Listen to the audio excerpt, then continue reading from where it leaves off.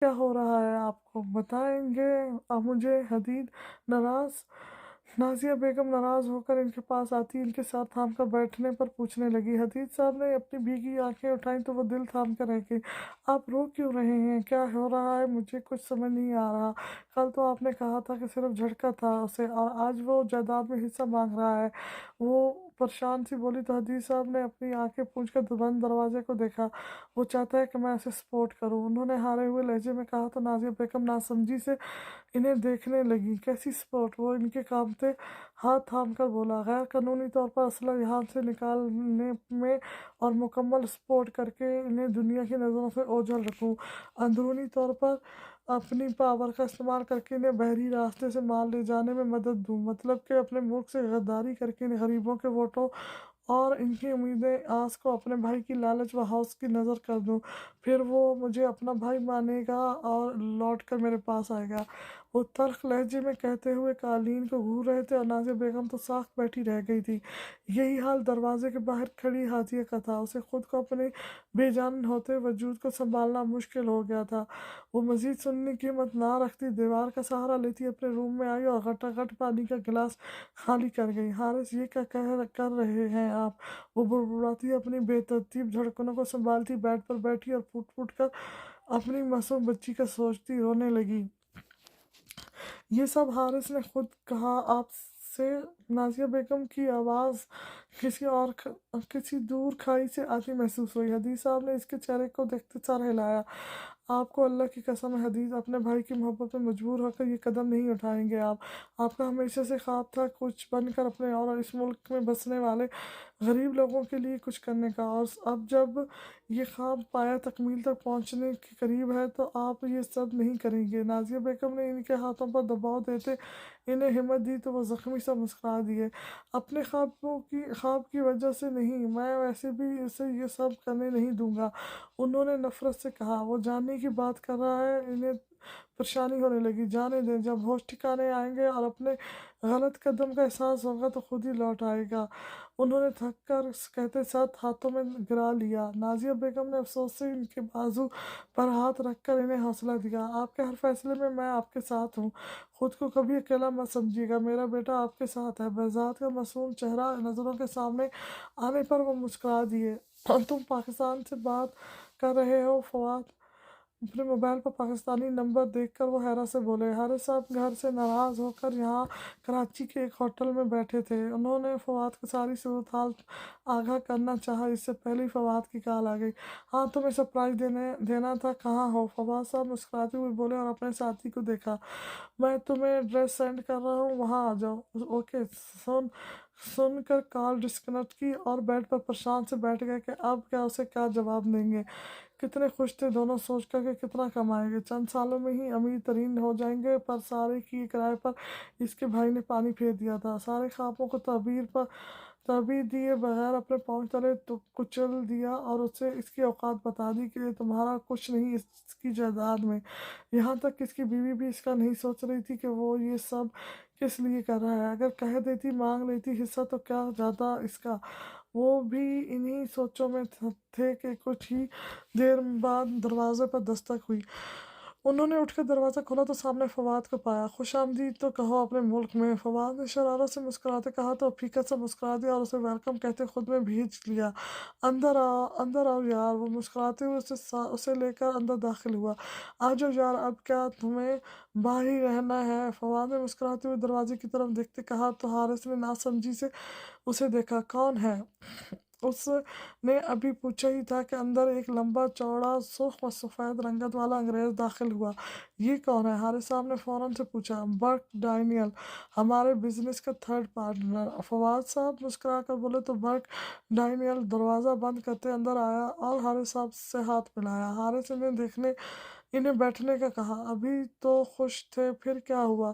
فواد اپنے دوست کے چہرے کے تاثر جانچتے ہوئے بولا۔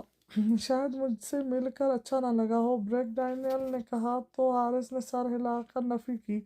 ऐसी कोई बात नहीं है, बल्कि मुझे तो आपसे मिलकर बहुत खुशी हुई है। बहुत तारीफ करता था फवाद आपकी। वो ज़बरदस्ती की मुस्कुराहट चेहरे पर सजा कर बोला, मजाक कर रहा था।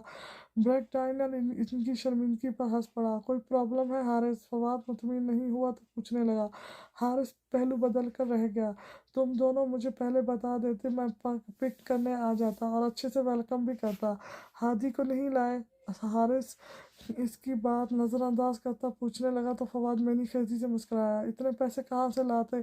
जहाज से उड़ कर आते? ये तुम्हारी किस्मत है कि इधर इधर का भाई पाकिस्तान आना है, इधर अकाउंट में पैसे पहुंच गए।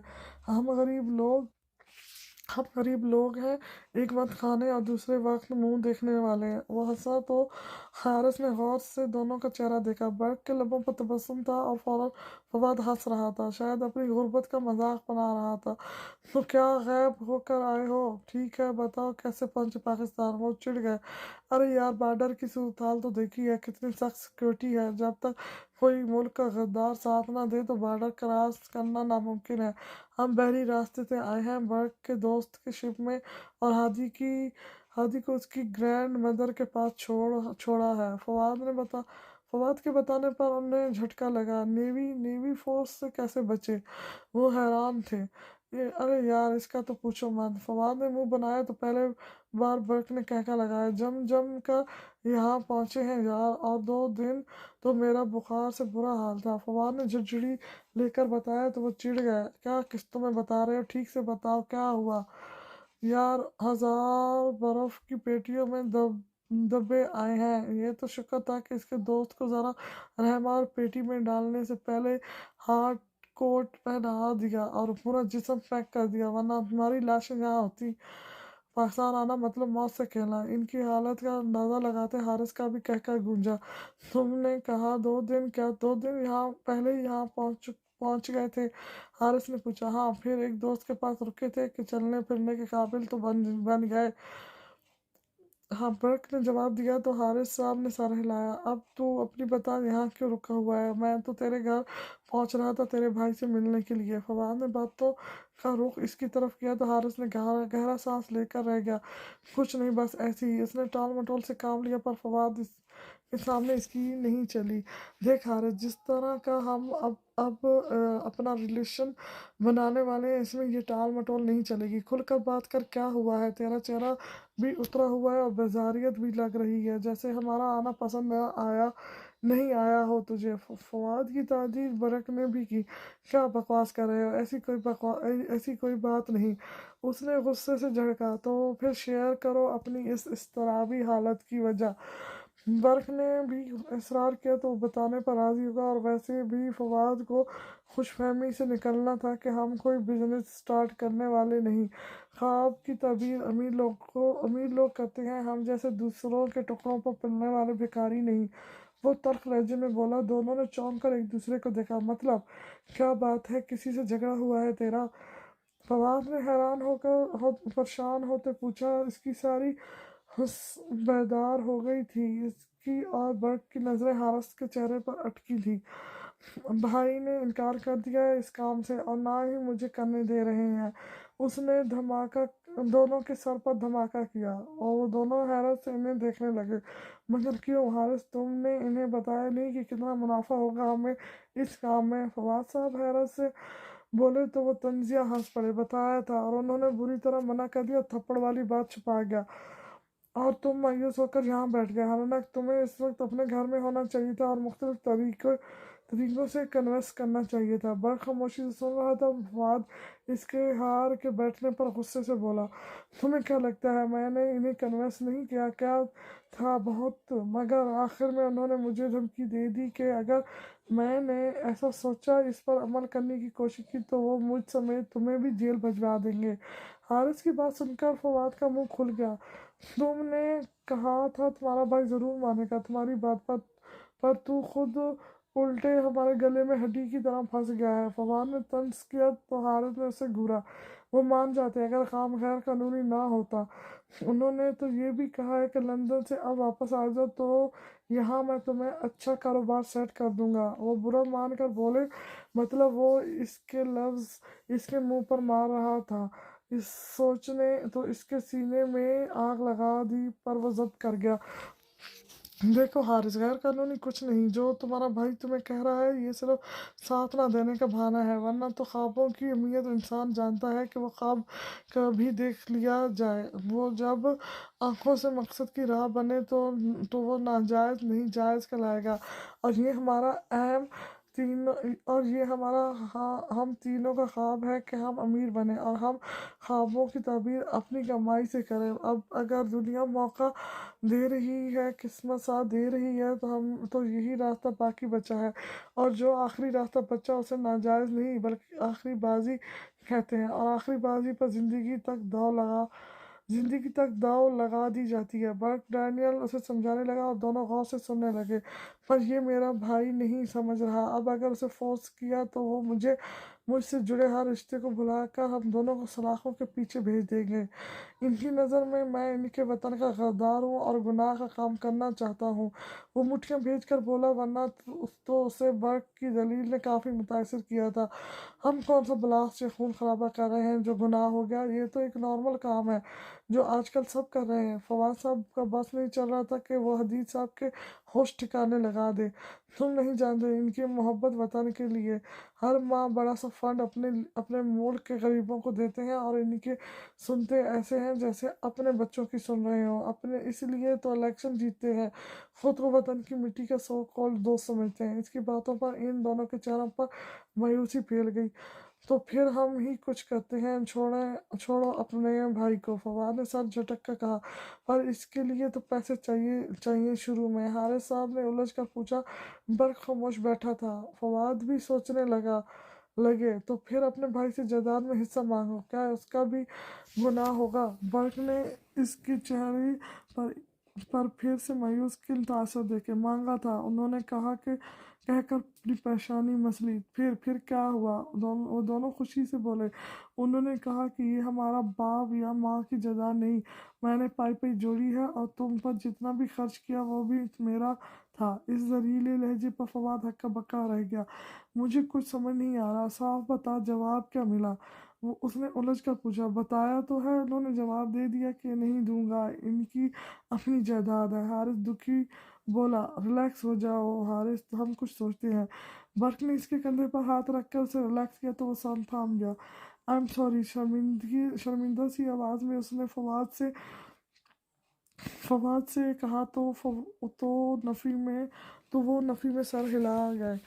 میں سمجھ سکتا ہوں تمہاری پوزیشن، جب کوئی اپنا لالچ میں آ جائے تو کیا حال ہوتا ہے، اور وہی حال تمہارا ہے۔ تمہارا بھائی سوچتا ہے کہ اگر اس نے تمہارا ساتھ دے دیا، کوئی جائیداد میں برابر کا حصہ دے دیا، تو تم اس کے آگے پھر ہاتھ کیسے پھیلاؤ گے؟ جس طرح وہ غریب کو بھیک دیکھ کر خوش ہوتا ہے، تمہیں بھی بھائی کے بجائے غریب ہی سمجھتا ہے، تبھی تو تمہیں ایک ساتھ جائیداد دینے کے لیے انکار کر دیا، تاکہ تم اس کے ٹکڑوں پر پلتے رہو اور اس کے آگے کبھی سر نہ اٹھا سکو۔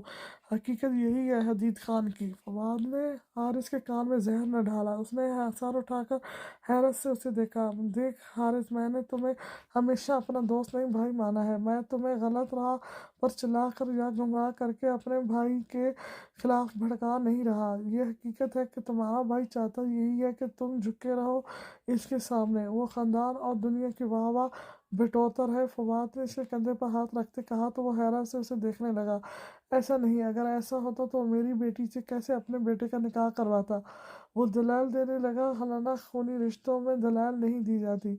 اوہو، ایسا کیوں نہ کرتا؟ اکیلے بھائی ہو، یہ بھی ایک پلان ہوگا اس کا۔ تمہاری بیٹی تمہاری کمزوری ہے، اور وہ تمہاری کمزوری ہی اپنے بیٹے کے نام کر گیا، ساری زندگی تمہاری کمزوری کو مجبور کر کے فائدہ اٹھائے گا، اور تم کبھی اس کے سامنے آواز نہ اٹھا سکو گے۔ حارث کا سانس رک گیا۔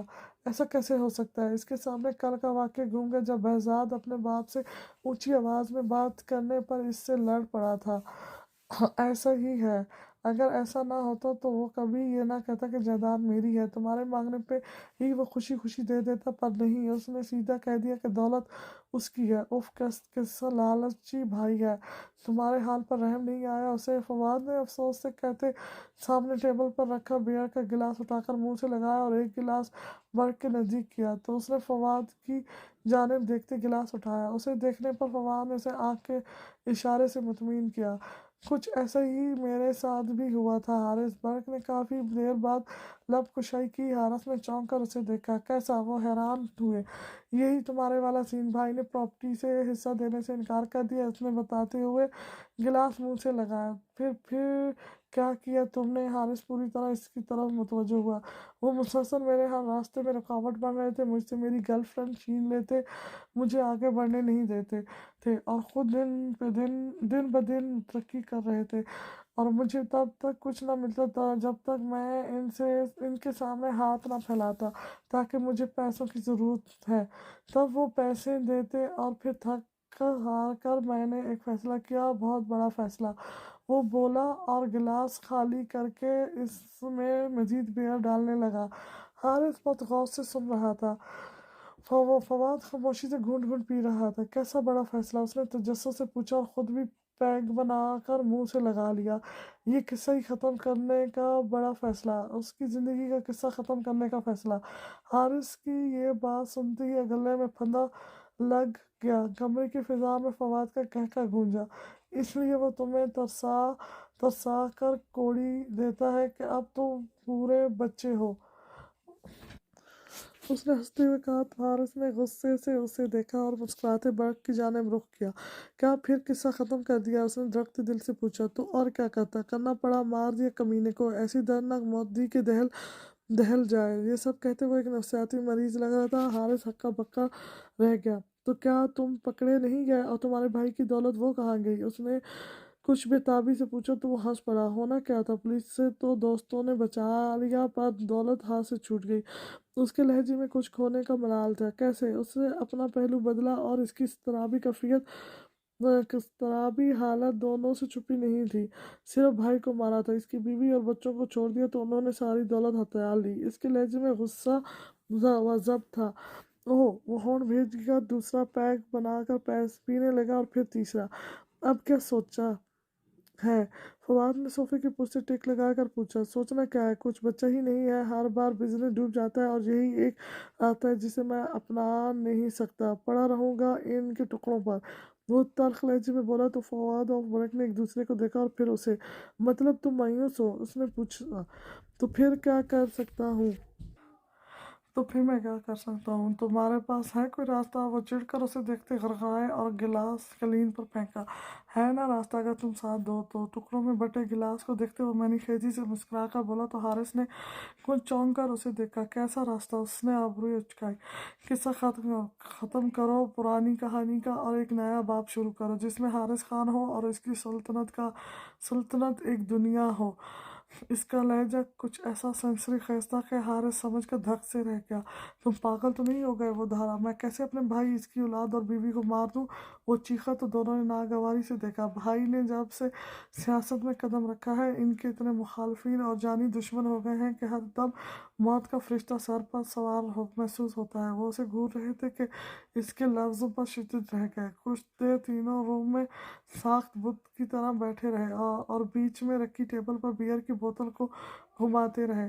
پھر ایک مخصوص مسکراہٹ آئی لبوں پر، اور حارث نے ہاتھ موبائل کی طرف بڑھایا۔ ایک فیصلہ جو لینا تھا، آر یا پار۔ فواد اور برق نے الجھ کر اسے دیکھا، جو اب اپنے موبائل سے سم نکال رہا تھا، اور اگلے ہی پل سم دانتوں تلے دبا کر دو ٹکڑوں میں تقسیم کر دی۔ یہ کیا کر رہے ہو؟ فواد نے حیرت سے پوچھا۔ امیر ہونے کے لیے پہلا قدم اٹھا رہا ہوں۔ تم دونوں سے گفتگو کا ثبوت مٹا رہا ہوں۔ وہ دونوں ایک بار پھر الجھ گئے، اور وہ دونوں چونک گئے۔ انہیں حارث کی آنکھوں میں مکرود عزم صاف دکھنے لگے۔ میں رات سے یہی سوچ رہا ہوں کہ یہ کہانی کیسے ختم کروں، اور بھائی کی جگہ کیسے لوں، پر اب جب برق کی کہانی سنی ہے تو بہت کچھ سمجھ آیا ہے کہ کہانی ختم کرنی ہے تو اسے مٹانے کی بجائے صفحات ہی جلا دو۔ اس نے کہہ کر کہکا لگایا۔ تو تم پتہ نہیں کیا کہہ رہے ہو، مجھے کچھ سمجھ نہیں آ رہا، کھل کر بات کرو۔ فواد نے بیزاریت سے کہا۔ جس نے بھی میرے بھائی کو مارا ہے میں اسے چھوڑوں گا نہیں، اور ان کی جو ارادے ہیں میرے بھائی کو مارنے کے بعد میں ہم سیاست سے قدم پیچھے لے لیں گے تو یہ ان کی خوش فہمی ہوگی۔ اس نے حدید خان کو مارا ہے، بہزاد خان کو مارا ہے، پر ابھی حارث خان زندہ ہے۔ وہ ان کے ارادوں کو کبھی کامیاب نہیں ہونے دے گا اور اپنے بھائی کے نیک مقصد اور اس کے خوابوں کو ضرور پورا کرے گا۔ جو روک سکتا ہے روک لے۔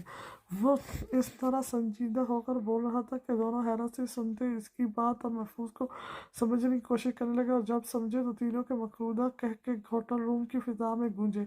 دولت کی ہوس اور لالچ نے انہیں اندھا کر دیا تھا، اور اپنا مائی جایا، اپنا باپ جیسا بھائی، کسی بھی لالچ کے بغیر اس کی پرورش کرنے والا بھائی، جس نے اپنی نیندیں، سکون، آرام سب اس پر وار دیے تھے، اسے دوسرے ملک بھیج کر خود کو دن رات مشین بنا کر کام کرتے، اس کے لیے فیس جمع کرتے۔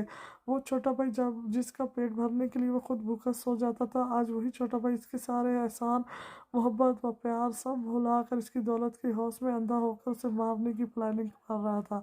بہت مشکل ہے حارث، فواد نے مصنوعی ڈر سے کہا۔ نہیں مشکل، تم دونوں بس یہاں جیسے آئے ہو ویسے ہی چلے جاؤ، کسی کو بھنک بھی نہ پڑے، اور وہاں جا کر بغیر کوئی ثبوت دیے میرے لیے کسی اچھی سی کمپنی میں جاب تلاش کرو اور مجھے کال کرنا، ٹھیک ہے؟ اس کی تیز پلاننگ پر وہ سمجھے تو دونوں نے منہ کھول گئے۔ واقعی تجھے ماننا پڑے گا یار، مطلب دولت بھی اور عہدہ بھی، واہ ہماری تو قسمت چمک جائے گی۔ برق نے داد دیتی نظروں سے اسے دیکھا اور فواد نے اس کا شانہ تھپتایا۔ وہ سرخ آنکھوں سے بیئر کا گلاس منہ سے لگا کر ہنس پڑا۔ ساری رات سوچ سوچ کر یہ فیصلہ لیا گیا کہ نہ بچے گا اس کا عہدہ اور نہ ہی خود۔ جس طرح مجھے ذلیل کر کے میرا ہاتھ خالی لوٹایا تھا نا، میرا کوئی حصہ نہیں، اسی طرح میں اب اسے بتاؤں گا کہ میرا کتنا حصہ ہے اور اس کا کیا حصہ ہے۔ وہ درخشتی سے بول رہا تھا۔ دونوں نے اس کے کندھے پر ہاتھ رکھ کر اس کو ریلیکس کیا۔ صحیح فیصلہ لیا ہے تم نے، یہ قول نہیں سنا کہ اپنا حق چھوڑنا مرد کی شان نہیں، کوئی حق نہ دے تو لڑ کر حاصل کرنا مرد کی شان ہے۔ فواد نے مسکراتے ہوئے اسے کہا۔ کچھ دیر وہ سارے پلان کو ڈسکس کرتے رہے۔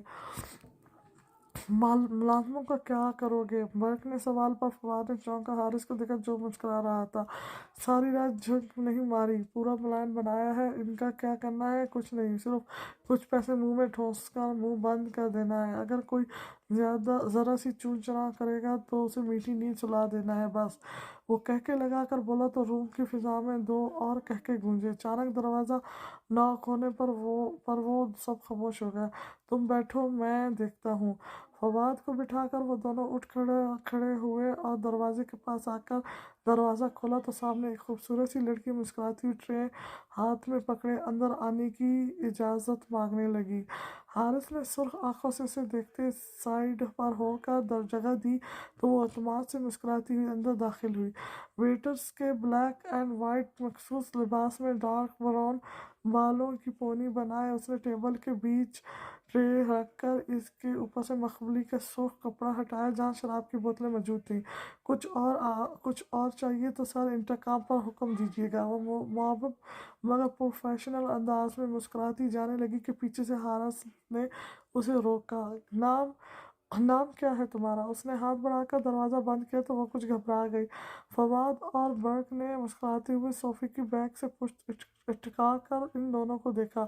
عالیہ، اس نے مسکرا کر دروازے کی طرف دیکھتے جواب دیا۔ اندر ہی اندر وہ ڈری سہمی ہوئی تھی۔ تعلیم وہ یہاں کیوں کام کرتی ہے؟ اس کے نازک سراپے کو سر سے پاؤں تک للچاتی نظروں سے دیکھتے پوچھا۔ انگلش میں ماسٹر کیا ہے، بغیر سفارش اور رشوت نہ دینے پر کوئی اچھی جاب نہ ملنے کی وجہ سے یہاں مجبوری میں کام کرنا پڑا تھا، اس نے سر جھکا کر بتایا۔ آج کل یہ بڑا مسئلہ بن گیا ہے۔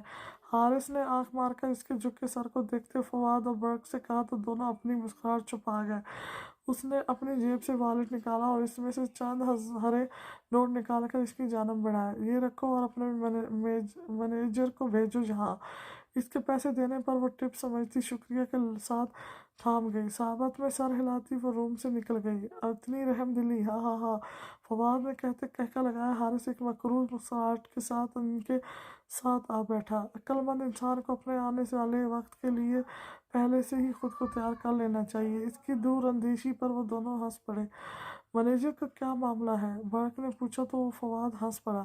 کچھ خاص نہیں، رات سے بے آرامی اور سوچ سوچ کر تھک گیا ہوں، اس لیے اب آرام اور سکون چاہتا ہوں۔ میں نے خیزی سے کہتے ہوئے گلاس منہ سے لگایا۔ ہم फवाद ने उसे घूरा तो वो हंस पड़ा। तुम दोनों मैनेजर के पहुंचने से पहले यहाँ से निकलो और वहाँ पहुंचकर मेरे लिए अच्छी सी जॉब तलाश करके मुझे वहाँ से कॉल करो।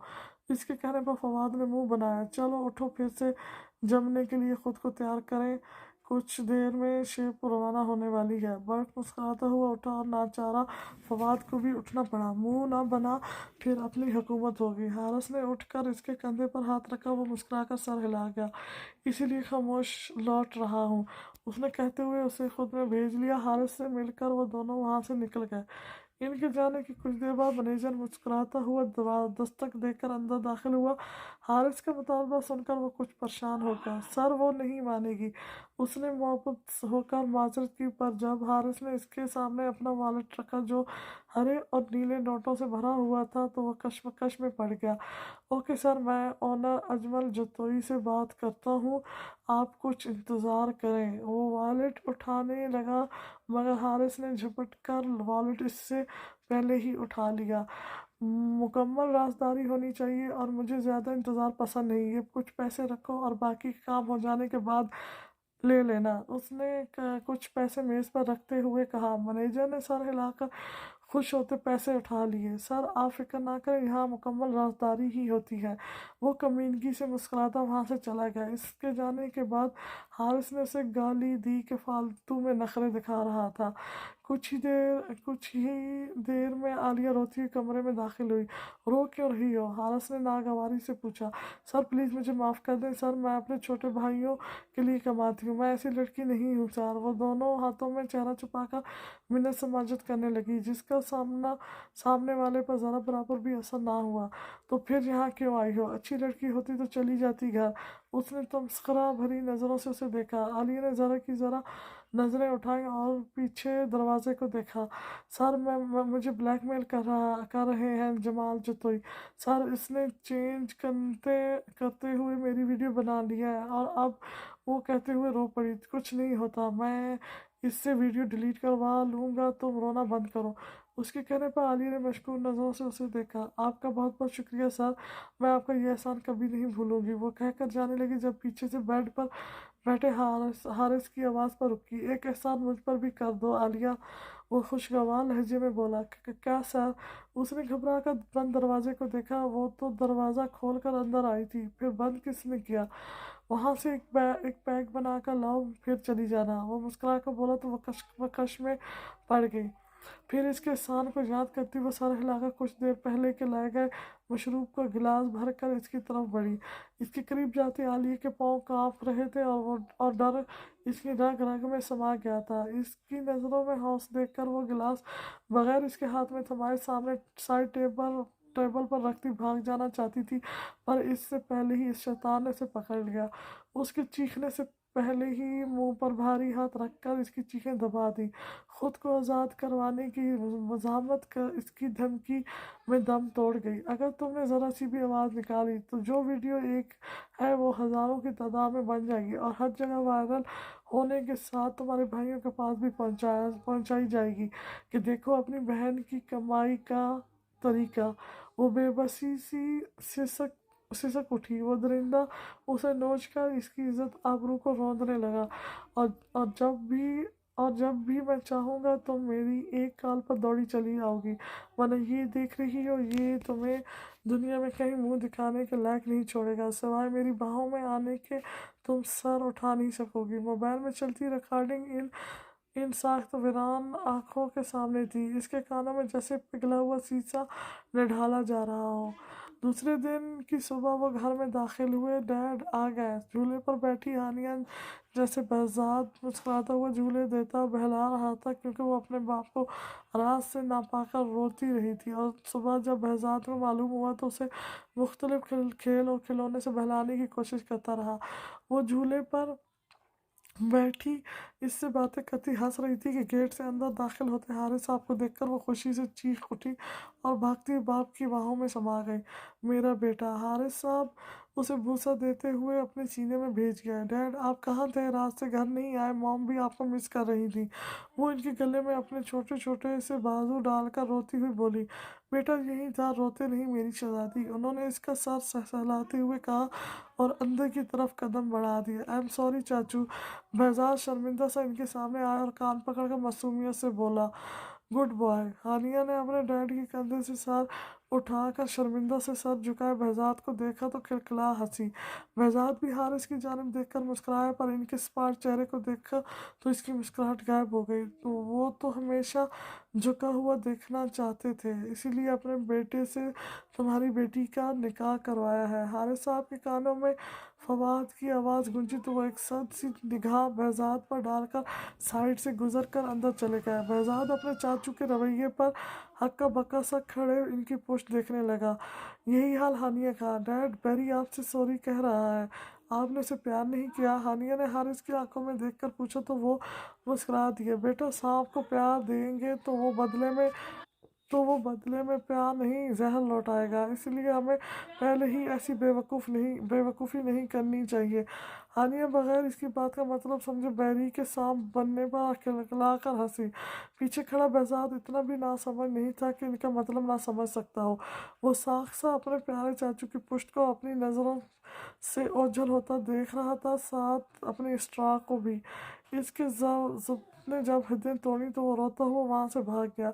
वो अपने बाप की तरह रिश्तों के मामले में बहुत ही हसास दिल रखता था और इन्हें अपनी रूह के करीब महसूस करता था, पर आज इसके चाचू के लफ्ज़ ने उसे इतना हर्ट किया था कि इतना दर्द तो कल इनके थप्पड़ मारने से भी नहीं हुआ था।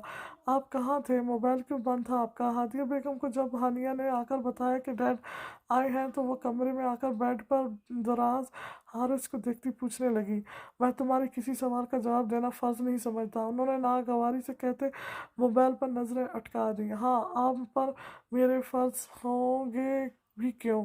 उसने तंज किया तो भड़क उठा। हादिया दिमाग मत खाओ और दफ़ा हो जाओ मेरी नज़रों से दूर, वरना मैं कुछ कर बैठूंगा, फिर रोती रहना। वो गुस्से से दहाड़े हादिया हादिया अपने लब भेजकर देखती रूम से बाहर चली गई। पीछे वो इसकी पुष्ट पर एक नागवान नज़र डालकर अपने मोबाइल की तरफ मुतवज्जो हो गया। बैरी बेंच पर बैठे हुए बहजाद के साथ बैठकर वो उसे बुलाने लगी। हूँ। बहजाद ने मुस्कुराकर इसकी तरफ देखा।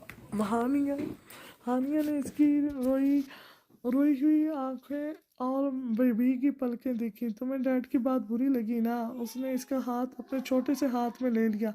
वो उसे दिलासा देना चाहती थी कि डैड गुस्से में थे, इनके मुंह से निकल गया, नहीं मुझे क्यों बुरा लगेगा, अंकल ने पता नहीं क्या कहा, मैंने तो सुना ही नहीं। वो इसके गोल्डन बाल अपने हाथ में बिखेरता मुस्कुराया। तो फिर रोए क्यों हो? वो इसके झूठ पर से घूरने लगी। कहाँ रोया? थोड़ी थोड़ी हूँ। कहाँ रोया थोड़ी हूँ, पता नहीं आंखों में कुछ चला गया है, उसने अपनी दाएं आंख मसलते हुए कहा जो फिर भर आई थी। क्या दोनों आंखों में कुछ चला गया है? वो इसका झूठ पकड़ गई तो बहजाद हंस पड़ा। अच्छा बताओ डैड ने क्या कहा, कहाँ थे 2 रातें? वो हंसकर नजरें चुराता सामने टहलते मोर को देखकर पूछने लगा। पता नहीं, जवाब नहीं दिया उन्होंने। माम पूछने गई है, तुम छोड़ो आओ झूला झूलें। वो कहते हुए इसका हाथ खींचकर उठी और साथ लेकर झूले में बैठी। तुम बैठो मैं झुलाता हूँ, बहजाद ने कहा और पीछे आकर उसे झूला झुलाने लगा। अब आ जाओ। हानिया ने उसे पकड़ा तो वो सर हिलाकर झूले पर इसके साथ आ बैठा और दोनों ही बैग पीछे ले जाते और फिर आगे झुकते इस तरह झूला और तेज स्पीड पकड़ गया। अभी तो ये तुम्हारा है, बड़ी होकर जब यहाँ आऊँगी तो तुमसे सब कुछ ले लूँगी। वो सामने मोर को देखती बोली। बहजाद हंस पड़ा। तुम अभी ले लो, उसने इसके गाल पर चुटकी काट कर प्यार से कहा। घर में अकेले होने की वजह से वो काफ़ी चिड़चिड़ा हुआ करता था। स्कूल और एकेडमी में स्कूल दोस्त होते, वरना घर में वो अकेला बोर हो जाता था।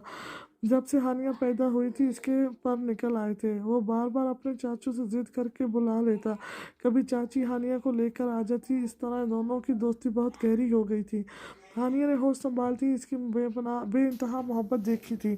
वो जब पाकिस्तान आती बहजाद उसे एक पल के लिए भी खुद से अलग नहीं करता था। खाना खाता तो एक निवाला अपने मुंह में तो दूसरा निवाला उसे देता। सब इन्हें इस तरह देखकर खुश होते थे। दरमियान में हानिया इसकी उंगलियों पर दांत मारती तो वो खिलखिला देता और फिर उससे यही अमल दोहराने का कहता, और फिर तो इसके दांतों में ऐसी तेजी आती कि वो सुर्ख निशान इसकी उंगलियों पर जमा देती। इसकी आंखों में पानी आ जाता, तब भी वो हंस रहा होता था तो हानिया भी खिलखिला देती, नहीं अभी नहीं चाहिए, जब हमेशा के लिए यहाँ आ जाऊंगी ना मैं तो ये ले लूँगी तुमसे, और हाँ तुम्हारा बेडरूम भी मुझे देना, वो और मेरा पिंक कलर का रूम जो कि मुझे पसंद भी है वो तुम ले लेना। वो मुंह बनाकर आर्डर देने लगी तो बहजाद ने मुस्कुराकर सर को खम दिया, जो हुक्म मलका आलिया। इसकी बात पर वो खिलखिलाई साथ मेरी भी हंस पड़ा, और फिर जब तुम्हारा दिल भर जाएगा मेरे रूम के वाइट कलर से तो क्या करोगी, वो शरारत से पूछने लगा। हानिया ने सोचते हुए अपनी छोटी सुर्ख उंगली थोड़ी पर रखी, फिर मैं इस रूम में पेंसिल कलर से रंग भर दूंगी, उसने कहा तो बहजाद भी मुस्कुराता इसकी अक्ल को सलामी देने लगा। वेरी स्मार्ट माँ। बहजाद ने इसकी नाक पकड़ी जिस पर वो गुस्से से घूरती अपनी नाक पीछे कर गई। मैं गर्ल्स के पिंक कलर के रूम में कैसे रहूँगा जहाँ सिर्फ डॉल्स बारबी पिक्स और और डॉल हाउस है, मेरे दोस्त हंसेंगे नहीं मुझ पर, वो मुंह बनाकर बोला। अच्छा तो फिर ऐसा करना, pink colour dolls Barbie pics और डॉल हाउस सब मुझे दे देना और अपना सब कुछ ले जाना वीडियो गेम्स के अलावा, उसने चुटकी बजाकर आइडिया दिया। गौर से इसकी बात सुनते बहजाद ने इसके कलर वापस ले जाने वाली बात पर कहका लगाया तो वो भी शरारत से हंस पड़ी। तुम्हारा रूम तो मेरे रूम से ज़्यादा अच्छा है हनी, वो इसका बड़ा सा खूबसूरत सा रूम याद करते बोला।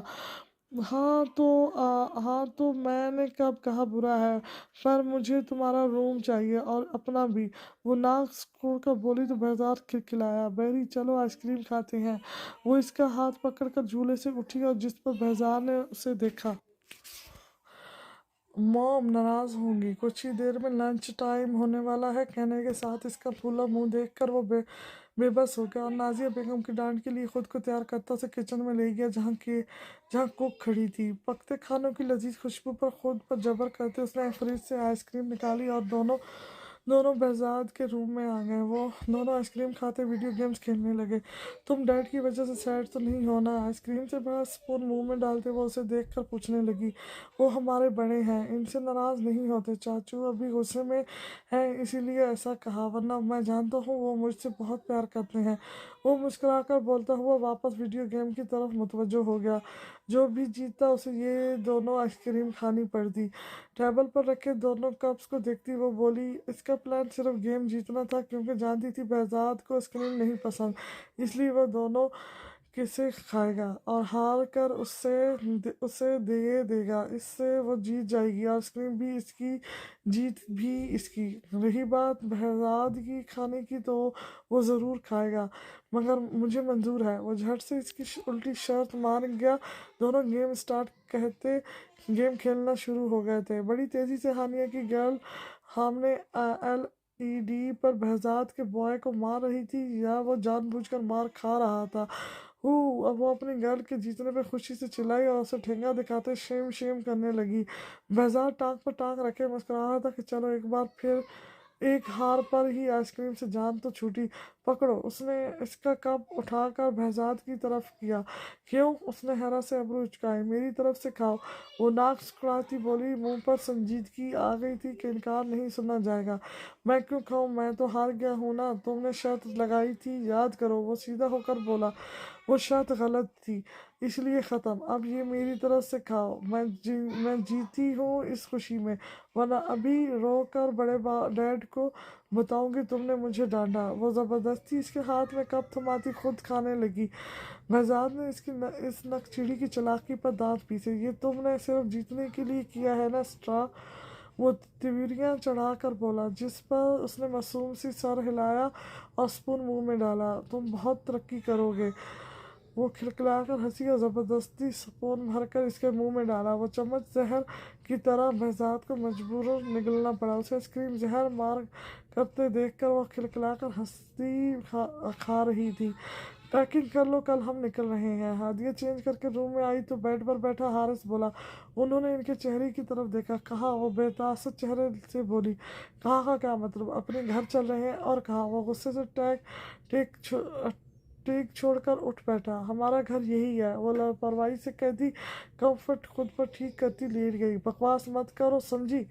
सुबह पैकिंग कर देना, वरना बैठी रहना अपने घर में। वो घराए पर हादिया ने कोई रिस्पॉन्स नहीं दिया।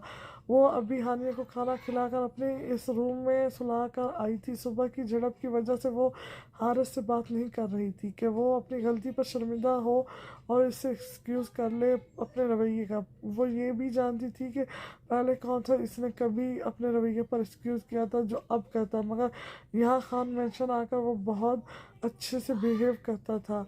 यही उम्मीद थी उसे, पर ऐसा कुछ ना हुआ। हादिया ने कोई जवाब नहीं दिया और आंखों पर बाजू रख लिया। हारिस ने सुस्त नज़रों से उसे घूरते इसके जवाब ना देने पर लब भेजकर खुद भी करवट बदल ली। तुम जा रहे हो फिर? हदीद साहब ने लॉज में बैठे हारिस के पास आए। हाँ, जा रहा हूँ, उसने हदीद साहब को देखते कहा। क्यों? हदीद साहब इसके सामने बैठे। क्यों से क्या मतलब? मेरा वहाँ घर है और मुझे अपने पाँव पर खड़े होकर कुछ करना है, चाहे आप साथ दें या ना दें। वो इनकी आंखों में देखता दरशी से बोला। हदीद साहब लब भेज गए। आज सुबह होते ही हादिया ने रोते हुए नाज़िया बेगम को बताया था कि वो नहीं जाना चाहती इनके साथ, वो यहीं रहना चाहती थी। आप प्लीज़ भाई साहब से कहें ना कुछ करें, तुम नहीं जाओगे तो? उन्होंने बड़े भाई होने के नाते रोब से कहा। शायद कुछ असद हो जाए और इसका भाई इसके लहजे में मजबूत दर्द महसूस कर ले, उसे एहसास हो कि जो वो कर रहा है इससे तुम्हारे बाप जैसे भाई को दर्द हो रहा है। हादिया, वह हदीद साहब को नज़रअंदाज करता हादिया को बुलाने लगा। ज़्यादा देर नहीं टिक पाओगे हारिस, ना ही इस खुशफहमी में रहना कि मैं तुम्हें हराम कमाने दूंगा। वो कहकर जाने लगे, ये पीछे से हारिस बोला। हाँ, आप ऐसा क्यों चाहेंगे? आप तो चाहते हैं कि मैं सारी ज़िंदगी आपके पाँव में भिखारी बनकर पड़ा रहूं। वो गुस्से और नफरत की इंतहा पर था। तुम इतना कैसे गिर सकते हो हारिस? हदीद साहब गुस्से से मुड़ते धाड़ उठे। इसके लहजे और इसके अंदाज पर हदीद साहब को अपने अंदर दर्द की ठेसें उठती महसूस हुई, क्योंकि आपकी सोच गिर गई है। और वो भी धाड़ा। हदिया ने अपने दिल पर हाथ रखा। हानिया भी रोती हुई बेजार से पूछ रही थी कि तुम हमसे मिलने आओगे ना? और वो उसे तसल्लियाँ दे रहा था कि मैं ज़रूर आऊँगा, तुम बेफिक्र हो। तुम जाओ हारिस खान, मुझे यकीन हो गया है कि तुम अब बड़े हो गए हो, अपने पाँव पे खड़े हो सकते हो। अपने अंदर उठते दर्द को दबाते हदीद साहब सुर्ख आंखों से इसकी आंखों में देखकर कहते उसे वहाँ से चले गए। चलो, उसने खामोश खड़ी हादिया को कहा। नाजिया बेगम ने अपने शोहर को रूम में जाते देखकर रोती हुई बहन को देखा। हदीद साहब आगे जाकर रुक गए, खुद को यकीन दिलाने के लिए कि हाँ वाकई वो जा रहा था। अब वो इसका मासूम भाई नहीं था, वो बड़ा हो गया था, अपना अच्छा बुरा जान सकता था। हारिस, अगर तुम्हें जाना है तो तुम जा सकते हो, मैंने कह दिया है कि मैं नहीं जाऊंगी।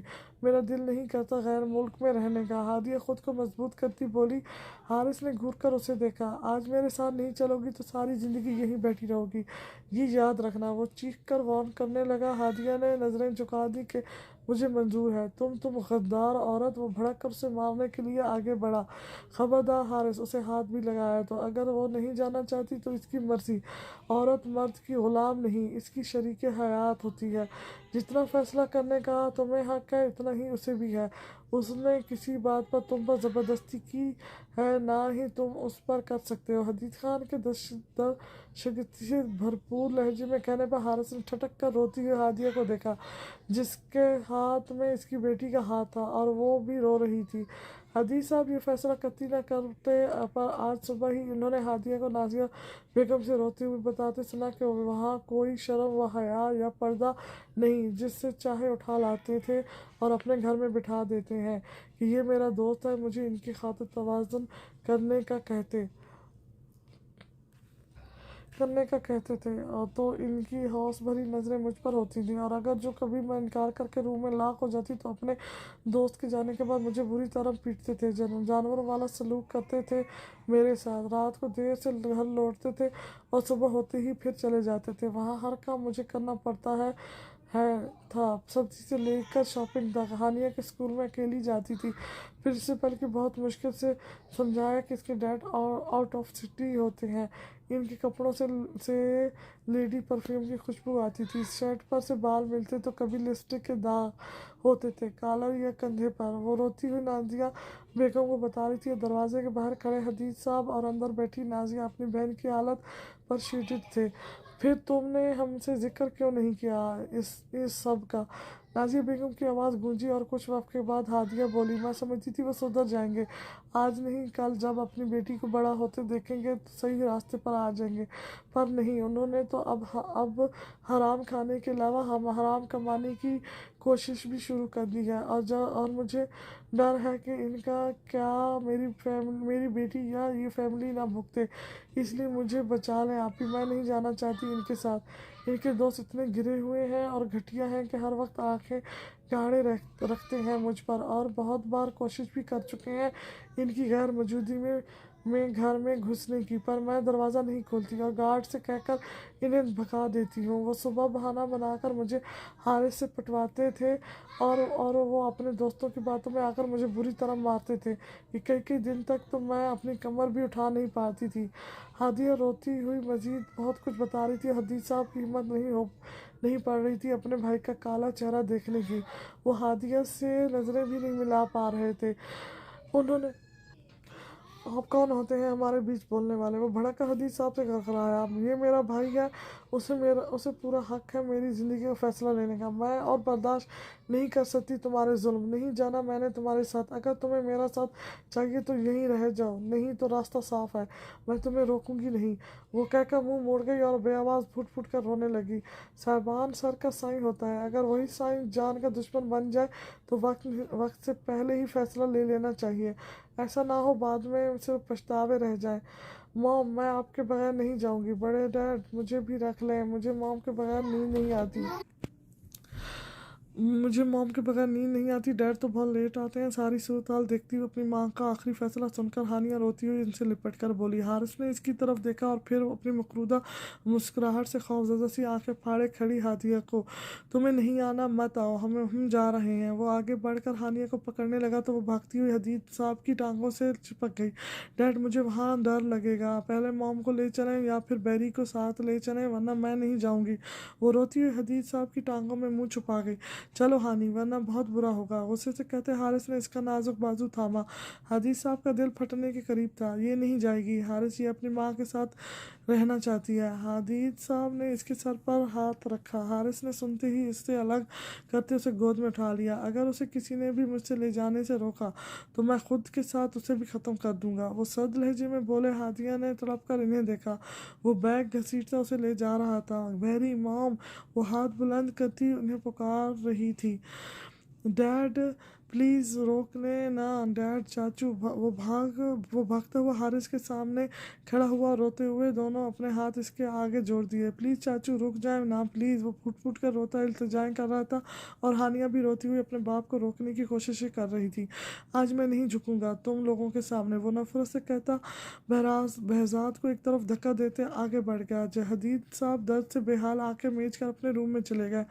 नाजिया बेगम ने भागकर नीचे गिरे बहजाद को संभाला। मॉम, वो स्ट्रा को ले गए। वो रोता हुआ अपनी माँ के गले लग गया। हादिया हसाक सी दरवाजे को देख रही थी जहाँ से वो गया था, अपने बाप जैसे भाई को छोड़कर। वो अपनी रोती बिलखती बीवी को छोड़कर, अपनी तड़पती मासूम बेटी को धमका कर और भतीजे को धक्का देता वो चला गया। एक बार भी पीछे मुड़कर देखा बिना वो चला गया। क्या अपनी बेलगाम ख्वाहिशों के सामने रिश्तों की कोई कदर नहीं थी?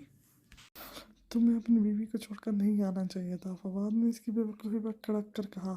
वो अब मेरी बीवी नहीं है। उसने जब मेरी मुश्किल वक्त में मेरा साथ छोड़ दिया तो वो कैसी बीवी हुई? उसने लब भेज कर कहा। रोती हुई हानिया को बमुश्किल बहलाकर उसे हजारों उम्मीदें और दिलासे देकर सुलाया था कि वो इसकी मोम को वापस लाएगा। उसे खाना खिलाकर सुलाया तो फवाद की कॉल आ गई। हारिस ने उसे घर आने का कहा और कुछ ही देर में वो वहाँ मौजूद था। तो अब क्या तुम इसके साथ भी? फवाद ने उसे चौंक कर देखा। हाँ, वो बेहिस और बेरहम बना मुस्कुरा कर बोला, वो तुम्हारी बीवी है। फवाद को इस मासूम पर थोड़ा थोड़ा रहम आया। हाँ हाँ हाँ, वो मेरा भाई है जिसने बचपन से मुझे पाला, बाप जैसा प्यार दिया। फिर वो बीवी क्या अहमियत रखती है जो शौहर के बुरे वक्त में साथ छोड़ दे। उसने कहकर लगाते तलखी से कहा और सोफे की बैग से पुश्त अटका दी। फिर तशवीश में तुमसे पूछा जाएगा कि तुम नौकरी के लिए बाहर चले गए थे, बेटी को ले गए लेकर, तो भी तुम्हारी बीवी यहाँ क्या कर रही है? इसने सवाल उठाया जो बड़ी अहमियत रखता था। सिंपल है, मेरी बेटी मुझसे बहुत अटैच है। वो मेरे बगैर रह नहीं सकती। बीवी से कहा चलने के लिए तो उसने कहा कि बाद में आऊँगी। और मेरी बेटी की स्टडीज़ का भी काफ़ी लॉस हो रहा था, इसलिए मैं उसे साथ ले आया। उसने मुस्कुरा कर कहा तो फवाद ने उसे दाद देते हल्की सी ताली बजाई। दोनों ने साथ कहका लगाया। ब्रैक का बताओ, आया नहीं वो? हारिस ने पूछा। इसकी डेट थी, मुझे भी इनवाइट किया था। मैंने सोचा तुमसे मिल लूँ फिर चला जाऊँगा, 12 बजे तक निकल जाऊँगा। उसने 11 का वक्त देखकर कहा तो हारिस ने सर हिलाया।